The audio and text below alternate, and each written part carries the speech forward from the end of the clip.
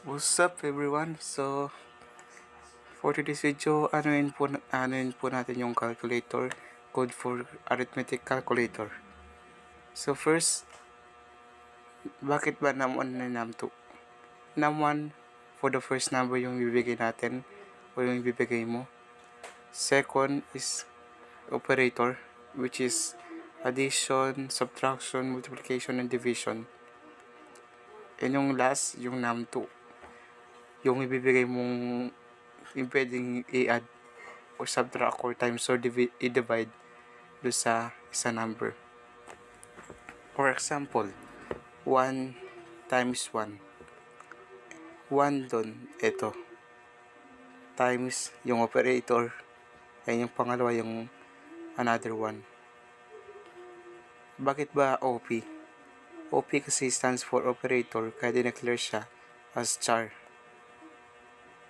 Second, dito naman tayo. Bakit ba else if at saka if yung ginamit dito?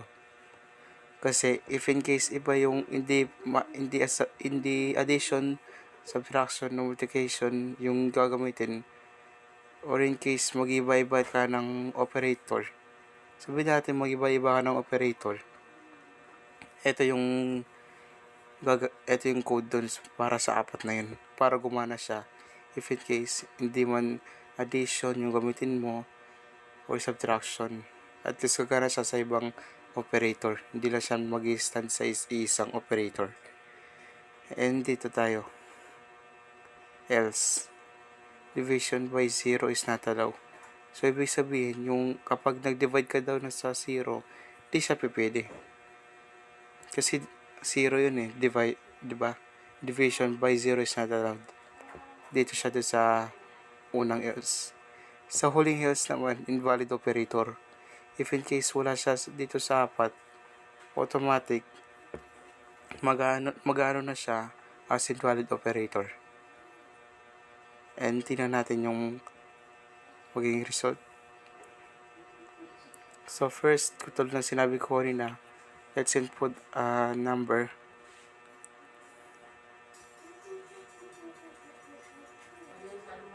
Wait lang.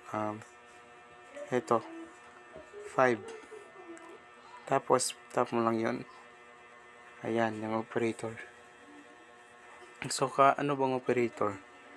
Kahit siguro subtraction. Ito, yan. Tapos, yung last number na na gusto mong i-subtract sa 5. For example, is 4. Pilitin mo lang yon, and ito yung lilitaw nun, yung result. So, try naman natin yung yung addition. 5 add 5, 10 nun siya. So next tayo sa times tayo, multiplication. 5, yan. Kapag multiplication, ito yung gamitin nyo guys ha. Multiplication times 5, 25. Yan, tama siya. So division tayo, 5 divided by 5, 1 siya. Yan guys. Paano naman yung yung invalid, yung division by 0 is not allowed? Try natin. 0 divide 5. Wait lang. 5 divide 0. Ito siya. It's not allowed. Paano naman yung invalid operator? Let's try this. 5, diba? Usually in times x siya. Lalagay natin yung x. Tapos 5. Yan, try natin. Ito siya, invalid operator. Lumabas yung last else kasi invalid operator yung nilagay natin. Kasi hindi naman ganito yung multiplication sa coding. Ganito siya talaga dapat. So yun lang. That's all. Thank you.